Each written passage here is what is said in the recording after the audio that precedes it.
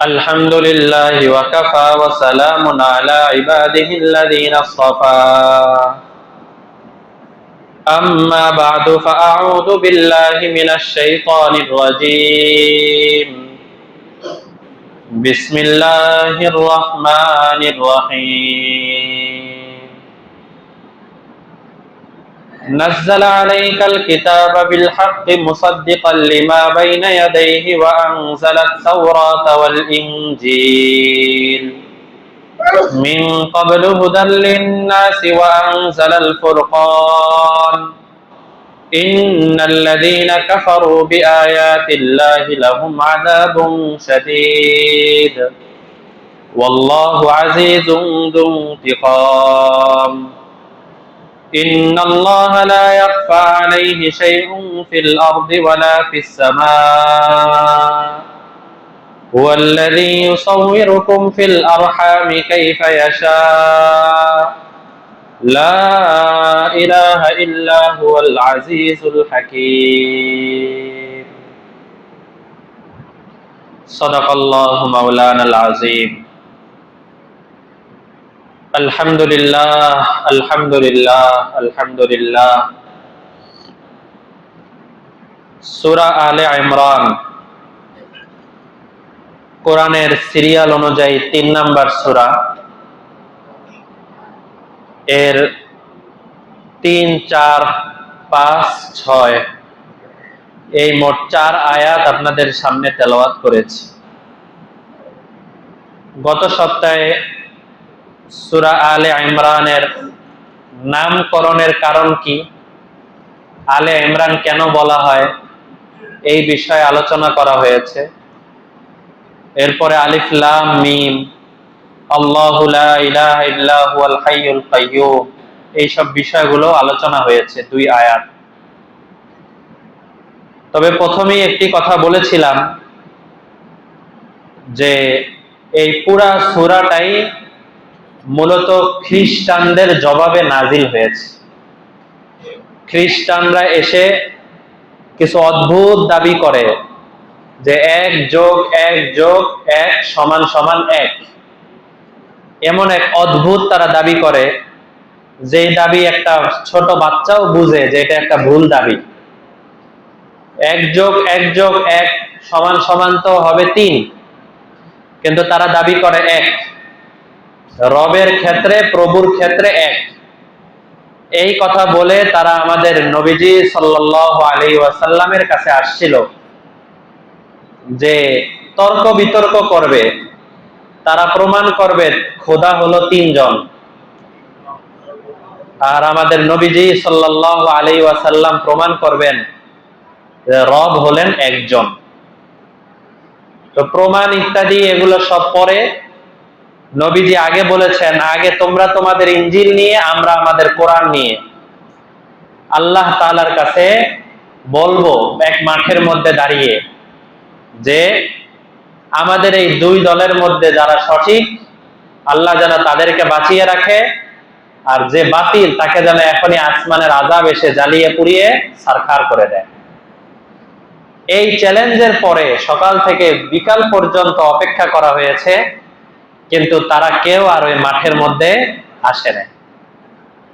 যুগে যুগে এমন দেখা যায়, বিভিন্ন বাতিলপন্থী যারা আছে তারা চ্যালেঞ্জ ছুড়ে দেয়। যখন বলা হয় ঠিক আছে চলেন আসেন একসাথে বসি, এরপরে আর তারা আসে না।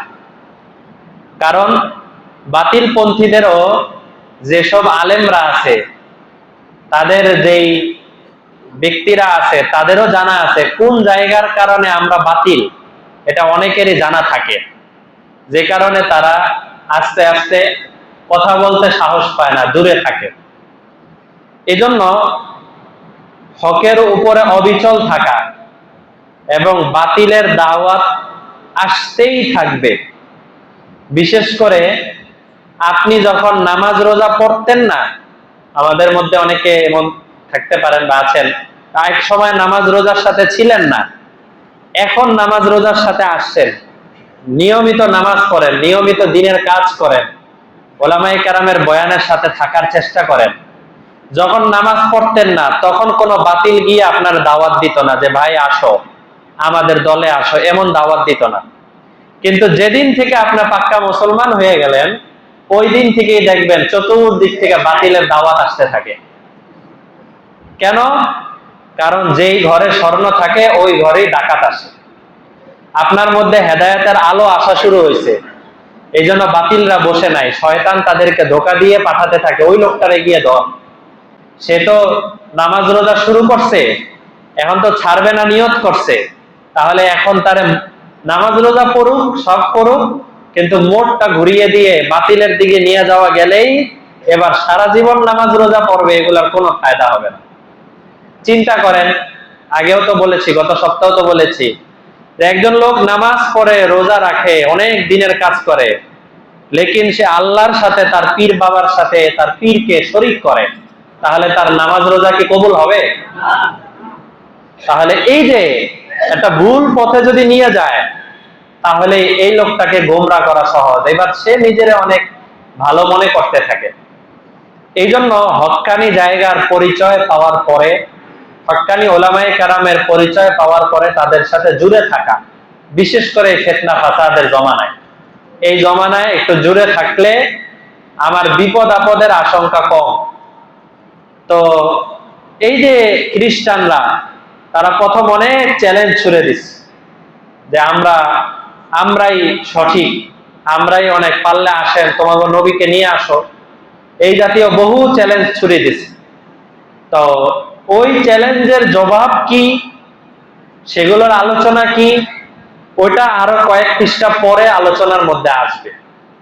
কিন্তু সূরা আলে ইমরানের প্রথম 6 আয়াত আল্লাহ তাআলা ভূমিকা হিসাবে নাজিল করেছেন, যে প্রথমে মূল কথাগুলো ওদেরকে বলে রাখি, এরপরে আসল যে চ্যালেঞ্জ তারা ছুড়েছে ওইটা নিয়ে পরে কথাবার্তা হবে।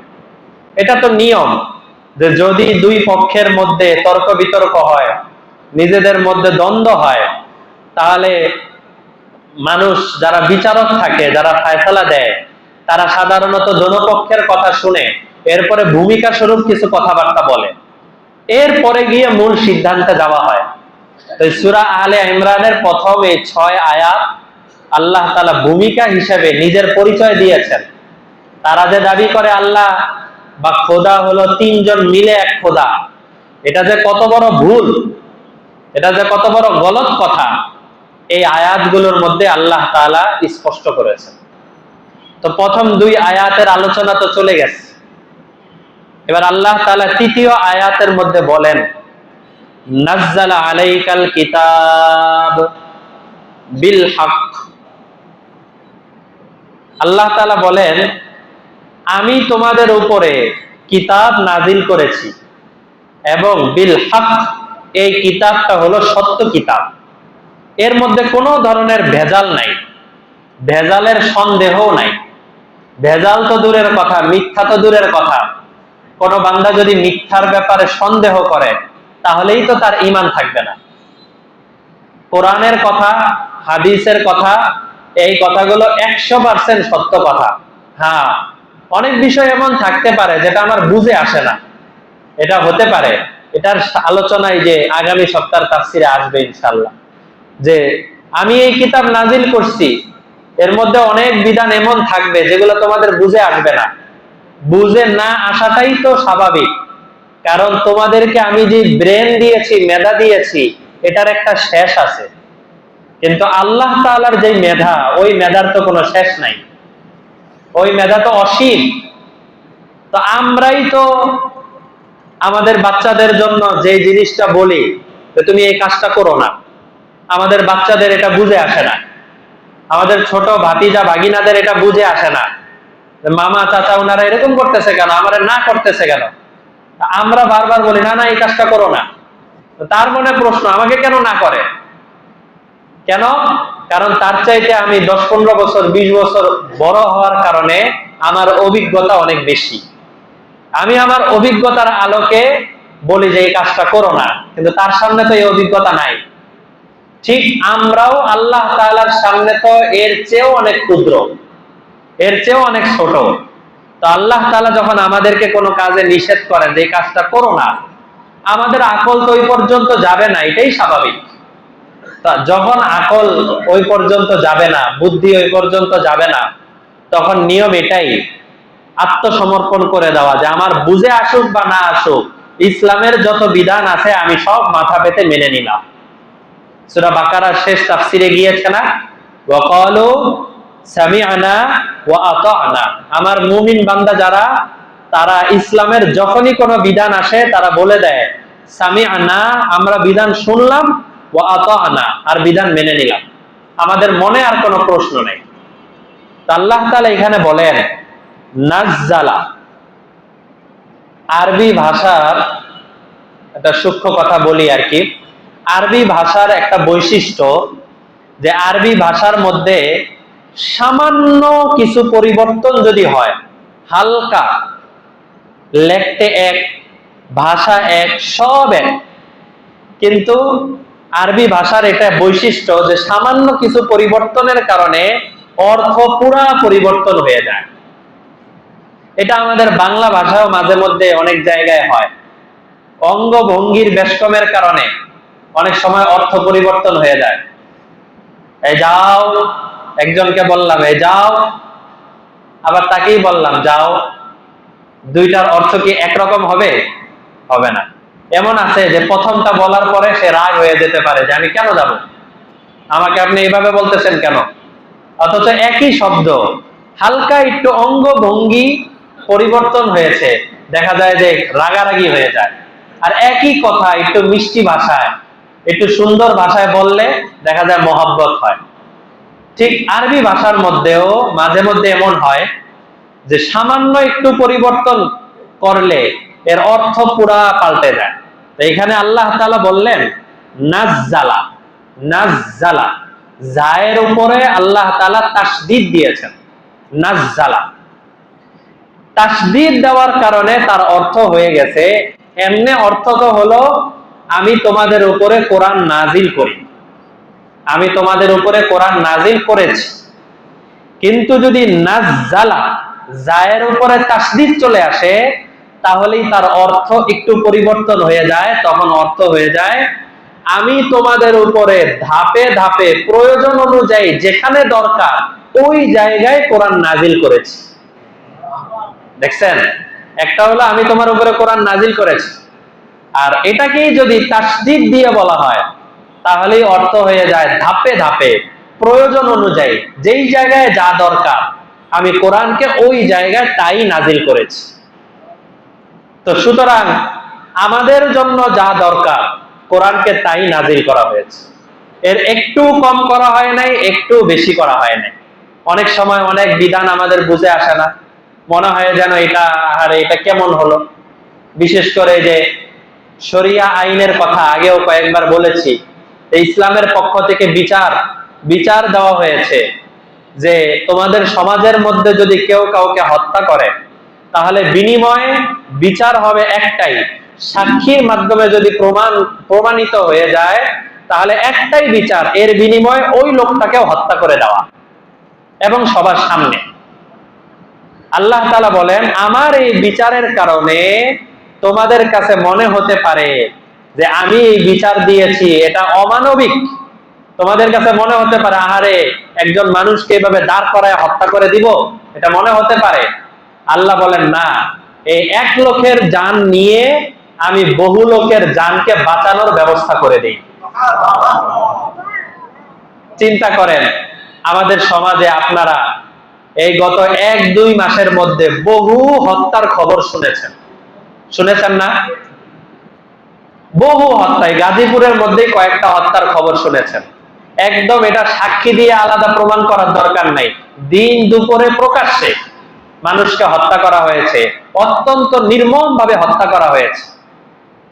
কিন্তু বেশি না, এতগুলো হত্যার খবর আসছে, অন্তত একটা হত্যার বিচার যদি শরিয়া আইন অনুযায়ী করা হইতো তাহলে এর পরে যতগুলো হত্যা হয়েছে একটা হত্যা হওয়ার সাহস পেত না। কিন্তু মানুষ দয়া দেখায় এই জায়গায়, ইসলামের বিধান, আহারে কোরআনের এই বিধান দরকারটা কি, থাক এক কাজ করো, তারে নেও জেলের মধ্যে নিয়ে যাও, জেলের গাজীপুরে যে চৌরাস্তায় যে হত্যাটা হয়েছে, এখানে জেলে নিয়ে দেওয়া হচ্ছে, হাত করা পরানো অবস্থায় আসামি বলতেছে সিনেমার মধ্যে নকল করা হয়, আর আমি যেটা করি এটা হলো রিয়েল করি। এই কথা বলে বলে সে পুলিশের গ্রেফতারে যাচ্ছে। কত বড় সাহস! চিন্তার বিষয় না? এই সাহসটা কি পাইতো যদি এর আগে যতগুলো হত্যা হয়েছে ওই হত্যার একটা বিচার সবার সামনে হয়ে যেত? সাহসটা পাওয়া যেত না। তো এই যে দেখেন, কোরআনের যতগুলো বিধান আছে, আল্লাহ রসুল বলছেন লাউ আন্না ফাতেমা বিনতে মুহাম্মদ, জেনে রাখো মুহাম্মদের মেয়ে ফাতেমা সারাকত যদি কোনোদিন চুরি করে, লাকাতাতু ইয়াদাহা, আমি সব মদিনাবাসীর সামনে আমি ওই ফাতেমার হাতটাকে কেটে ফেলে দিব। আমাদের নবীজির কথা। ফাতেমা বিনতে মুহাম্মদ, মুহাম্মদের মেয়ে ফাতেমা যদি চুরি করে আমি তার হাত কেটে ফেলে দিব। এই যে একটা কোরআনের বিধান, ইসলামের বিধান, আল্লাহ বলেন বিল হক। এই যে আজকের তাফসীর, বিল হক, আমি তোমাদের জন্য ধাপে ধাপে জায়গায় জায়গায় যেখানে যা প্রয়োজন ওইখানে হক জিনিসটাই তোমাদের জন্য নাজিল করেছি। আমার আইনের মধ্যে, আমার জিনিসের মধ্যে, আমার কথার মধ্যে কোনো ধরনের ভেজাল নাই, কোনো দুই নম্বরই নাই, বরং যেখানে যতটুকু দরকার ওখানে অতটুকুই দেওয়া হয়েছে, অতটুকুই নাজিল করা হয়েছে। এবার একটা প্রশ্ন মনে মনে আসতে পারে, বা খ্রিস্টানরা, যেহেতু খ্রিস্টানদের ব্যাপারে এই আয়াত নাজিল হয়েছে এই জন্য খ্রিস্টানদের কথা বলছি, তাদের মনে মনে আসতে পারে যে কই তাওরাত ইনজিলের মধ্যে আমরা যে সমস্ত বিধান পড়ি কোরআনের বিধান তো ভিন্ন, কোরআন তো ভিন্ন। তাওরাত হলো সুরিয়ানি ভাষায় নাজিল হয়েছে, ইনজিল হলো ইব্রানি ভাষায় নাজিল হয়েছে। তো ওই ভাষাগুলোর সাথে কোরআনের ভাষা তো মিল নাই, তাহলে দুই ভাষার মধ্যে যে মিলল না, তাহলে কোরআন তো ভিন্ন একটা কিতাব, আমাদের কিতাবের সাথে মিল নাই। আল্লাহ পরে বলে দিচ্ছেন মুসাদ্দিকাল লিমা বাইনা ইয়াদাইহি, তোমাদের কাছে যে তাওরাত আছে, ইনজিল আছে, এই সবগুলো একই বিধান কোরআনের মধ্যে দেওয়া আছে। ঈমানের ক্ষেত্রে তাওরাতের ঈমান, ইনজিলের ঈমান আর কোরআনের ঈমান এক, কোনো পার্থক্য নাই। কিন্তু বিধানের ক্ষেত্রে হালকা কিছু পার্থক্য আছে। যেমন আগের কালের উম্মত যারা ছিল তাওরাত ইনজিলে, ওই জায়গার মধ্যে কেউ যদি ঘরের মধ্যে আসে অথবা ঘর থেকে বিদায় নেয়, তাহলে সম্মানের জন্য তাকে আলাদাভাবে মাথায় চুমু দিয়ে, হাতে চুমু দিয়ে একদম পায়ে সেজদা করা। এই সেজদাটা ইবাদতের জন্য না, সম্মানের জন্য, যে আমি চলে যাচ্ছি আর কবে দেখা হয়, এই জন্য সেজদা করা আগের উম্মতের মধ্যে জায়েজ ছিল। কিন্তু এই উম্মতের জন্য ইবাদতের জন্য সেজদা করা যাবে না, এবং সম্মানের জন্য অন্য কাউকে সেজদা করা যাবে না, এই উম্মতের জন্য হারাম, স্পষ্ট হারাম। এই যে এরকম হালকা কিছু বিষয়, এটা আগেও বলেছি যে আমাদের শরীরে যদি নাপাকি লাগে, আমাদের কাপড়ে যদি নাপাকি লাগে, তাহলে পরিষ্কার জায়গায়, পরিষ্কার পানির মধ্যে, পাক পানির মধ্যে কাপড়টাকে ভিজিয়ে ধুয়ে ফেললেই এই পানি, এই কাপড় পরিষ্কার হয়ে যাবে, পাক হয়ে যাবে। কিন্তু যদি আমার নাপাক কাপড়ের সাথে পাক কাপড় একসাথে মিলিয়ে দেই, অনেক সময় লন্ড্রিতে আমরা কাপড় ধোয়ার জন্য দেই, ওয়াশে কাপড় ধোয়ার জন্য দেই না, দেওয়া হয়, ওই জায়গায় দেখা যায় আমি আমার পাঞ্জাবি দিয়েছি, সেটা পরিপূর্ণ পাক ছিল বা ময়লা ছিল। আবার এমন মানুষের প্যান্টও দেওয়া আছে যেই মানুষ এর প্যান্ট নাপাক, এই প্যান্ট সে টিস্যু ব্যবহার করতো না, পানি ব্যবহার করতো না, এই প্যান্ট আর পাঞ্জাবি সব এক বালতির মধ্যে ঢুকিয়ে এরপরে সেই ধোয়া হয়। অনেক সময় বাসাবাড়ির মধ্যেও কাজের বুয়ারা তো আর মাসালা জানে না, তারা এই কাজ করে, নাপাকি কাপড় আর পাক কাপড় সবগুলোকে একসাথে বালতির মধ্যে ঢুকিয়ে দেয়। একসাথে যদি ঢুকিয়ে দেয় তাহলে পুরো পানি নাপাক হয়ে গেল না? নাপাকি পানির মধ্যে আমি পাক কাপড় ভিজিয়ে দিয়ে তো পাক কাপড়টাকেও নাপাক বানায় ফেললাম, মাসালা না জানার কারণে। খেয়াল রাখা, নাপাকি কাপড় যদি কারো থাকে, বিশেষ করে যে বাচ্চাদের কাপড় থাকে, নিজেদেরও কাপড় থাকে নাপাকি কাপড়, এগুলোকে আলাদা বালতির মধ্যে আলাদা জায়গায় ধোয়ার ব্যবস্থা করা, আর পাক কাপড়কে আলাদা জায়গায় ধোয়ার ব্যবস্থা করা। তো আল্লাহ তাআলা আগের উম্মতের জন্য বিধান দিয়েছিলেন, তোমাদের কাপড়ের মধ্যে যদি পেশাব লাগে, নাপাকি লাগে, তাহলে ওই কাপড় কেচি দ্বারা কেটে ওটা ফেলে দিতে হবে, এটা ধুইলে পবিত্র হবে না। কিন্তু এই উম্মতের জন্য সহজ করা হয়েছে। তো এরকম কিছু কিছু বিধানে আল্লাহ তাআলা এই উম্মতের জন্য সহজ করে বিধান দিয়ে দিয়েছেন। কিন্তু ঈমানের ক্ষেত্রে হযরত আদম থেকে আমাদের নবী পর্যন্ত সব উম্মতের কথা একটাই, আল্লাহ তাআলা কয়জন? একজন। তিনজন কোনো খোদা নাই, এই ধরনের কোনো কথা বলা যাবেও না। তো এই যে বলা হলো ঈমানের ক্ষেত্রে, বিশ্বাসের ক্ষেত্রে আল্লাহ এক, আল্লাহর সাথে অন্য কেউ শরীক নাই।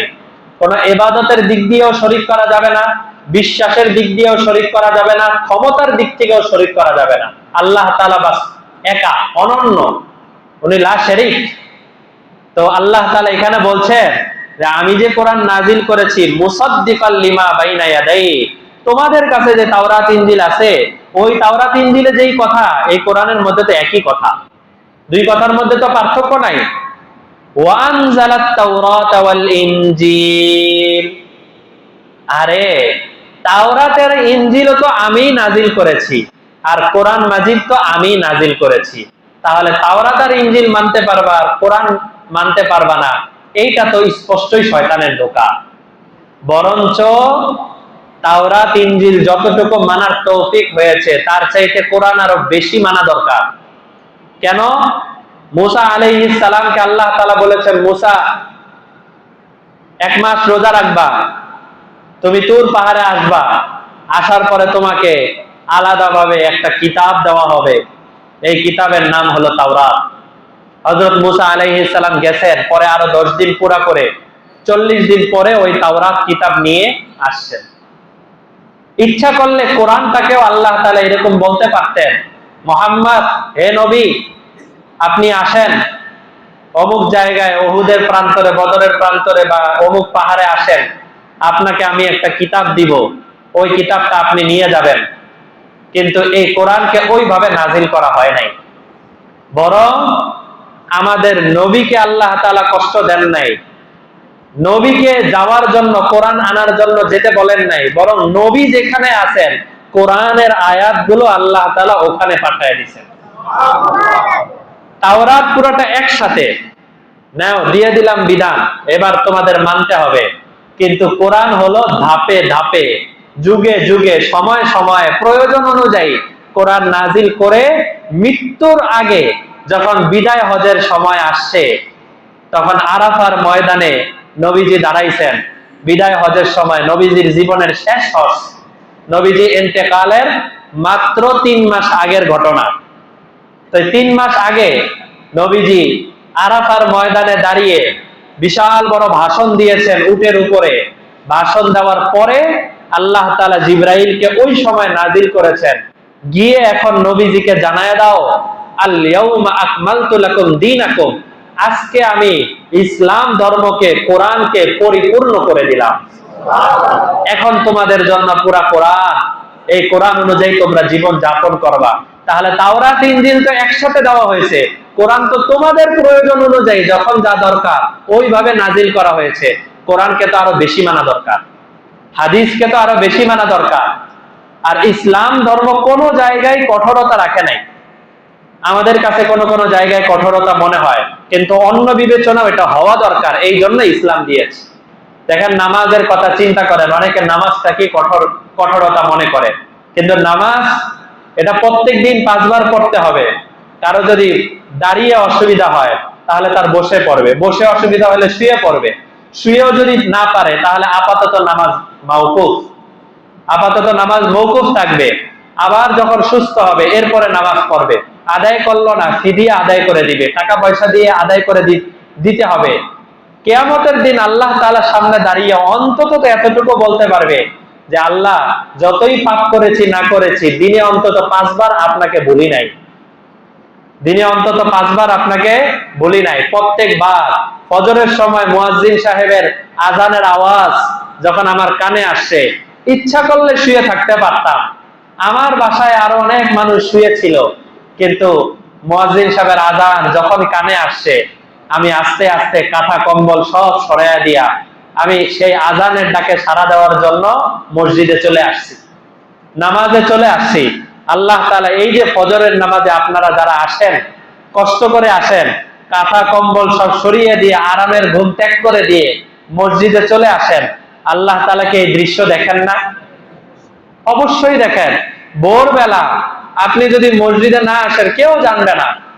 যদি আপনি দিনদার হয়েও থাকেন, অনেক মানুষ মনে করতে পারে বাসায় নামাজ পড়ে নিছে, এরকমও মনে করতে পারে, কিন্তু না, আপনি কারো দিকে তাকালেন না। এই অন্ধকারের মধ্যে আপনি আস্তে আস্তে হাঁটি হাঁটি পা পা করে মসজিদে এসে 2 রাকাত 4 রাকাত নামাজ পড়ে আবার বাসায় চলে যাচ্ছেন, সম্পূর্ণ আসা আর যাওয়া আল্লাহ তাআলার জন্য। তো এটা কি আমার কিয়ামতের দিন নাজাতের ওসিলা হতে পারে না? অবশ্যই হতে পারে। আল্লাহ তাআলা তো দেখছেন যে পাশের ফ্ল্যাটে আরেকজন নাক ডেকে ঘুমাচ্ছে, সে কোনো খেয়াল করছে না। মুয়াজ্জিন সাহেব প্রতিদিন হাইয়া আলাস সালাহ হাইয়া আলাল ফালাহ ডাক দিতেছেন মুয়াজ্জিন সাহেব, কিন্তু তার কাছে ডাকের কোনো দাম নাই। আল্লাহ তাআলা তো খেয়াল করেন, সবকিছু তো দেখছেন, সবকিছু হিসাবের মধ্যে রাখা হচ্ছে। তো যাই হোক, এই আয়াতের মধ্যে আল্লাহ তাআলা এটা বলছেন যে তাওরাত এবং ইনজিলকে তো আমি নাজিল করেছি, সুতরাং কোরআনকে তো আমি নাজিল করলাম, কোরআনকে তো আরো বেশি মানা দরকার। এবার আল্লাহ তাআলা বলছেন মিন ক্বাবলু হুদাল লিন-নাসি ওয়া আনজালাল ফুরকান। আজকে না জুমার সময় বললাম যে কোরআনের আরেকটা নাম কি? ফুরকান। এই যে দেখেন ওই জায়গায় নাম চলে আসছে। শোনো তোমরা, আমি যে তোমাদের জন্য ফুরকান নাজিল করেছি, আনজালাল ফুরকান, ফুরকান নাজিল করেছি। এই নাজিল করার দ্বারা উদ্দেশ্য হলো তোমাদের উপরে কোনো কিছু চাপিয়ে দেওয়া না, তোমাদেরকে কষ্টে নিপতিত করা না, বরং হুদাল লিন-নাস, তোমাদেরকে হেদায়েতের পথে পরিচালিত করার জন্যই এই কোরআনকে আমি নাজিল করেছি। ইচ্ছা করলে আমি কিছুই নাজিল নাও করতে পারতাম। যা বিধান দিয়ে দিচ্ছি অনেক উম্মতকে, আগের উম্মতের অনেক আছে যাদের উপরে কোনো কিতাব নাজিল হয় নাই, নবী এসে বলে দিচ্ছেন এইভাবে এভাবে এভাবে চলতে হবে, বাস ওইভাবেই চলতে হবে, আলাদা কোনো ডকুমেন্ট নাই, কোনো কিতাব নাই, কিছু নাই। কিন্তু আল্লাহ তাআলা আমাদের জন্য আলাদাভাবে কিতাবও দিলেন, আবার নবীও দিয়েছেন। নবী নাই, উম্মতের জন্য কিয়ামত পর্যন্ত নবীর ওয়ারিস হক্কানি ওলামায়ে কেরামদেরকে ধাপে ধাপে ধাপে ধাপে পাঠাতে থাকবেন, কিয়ামত পর্যন্ত আল্লাহ তাআলা পাঠাতে থাকবেন। অনেক চক্রান্ত হবে এই ওলামায়ে কেরামকে মিটিয়ে দেওয়ার জন্য, তাদেরকে শেষ করে দেওয়ার জন্য। গালাগালি তো আছেই, মৌলবাদ জঙ্গিবাদ ইত্যাদি ইত্যাদি এগুলো তো আছেই, এগুলো থাকবে। এই সব গালি সহ্য করে করে করে করে আল্লাহর কিছু কিছু বান্দারা এই কাজগুলো তারা চালিয়ে যাবে। এই পৃথিবীর বুকে নবী আর সাহাবীদের পরে সর্বশ্রেষ্ঠ মানুষ হলেন হক্কানি ওলামায়ে কেরাম, সর্বশ্রেষ্ঠ মানুষ। কারণ তারাই এই ইসলাম ধর্মটাকে ধাপে ধাপে ধাপে ধাপে আজ পর্যন্ত চলে আসছে। আজকে নবীর পরে সাহাবী, সাহাবীর পরে তাবেঈন, তাবেঈনের পরে ইমাম বুখারী, ইমাম মুসলিম, ইমাম বুখারীর পরে তার ছাত্ররা, তার ছাত্রের পরে তার ছাত্ররা, তার ছাত্রের পরে তার ছাত্ররা, চলছে চলছে চলছে আজ পর্যন্ত আমাদের পর্যন্ত। এই দ্বীনে ইসলাম পৌঁছাইছেন কারা? ওলামায়ে কেরামদের মাধ্যমেই তো পৌঁছাইছে। এই জন্য তারা আল্লাহ তাআলার কাছে অনেক প্রিয়। কারণ আল্লাহ বলেন হুদাল লিন-নাস, আমি এই কোরআন ওলামায়ে কেরাম বা এই শ্রেণীদেরকে আমি যুগে যুগে পাঠাচ্ছি কেন? হুদাল লিন-নাস, মানুষের হেদায়েতের জন্য, কোনো কিছু চাপিয়ে দেওয়ার জন্য না। তোমরা এটা মনে করো না যে আহারে ইসলামের মধ্যে আসলেই কত কিছু, কত চাপ। আমার কাছে একবার একজন বলছিলেন এরকম একটা কথা, যে যাই জিজ্ঞেস করি মাসালা তাই দেখি বলে এটা না করা ভালো, এটা করা অনুত্তম, এটা না জায়েজ, এটা হারাম, যাই জিজ্ঞেস করি তাই বলে।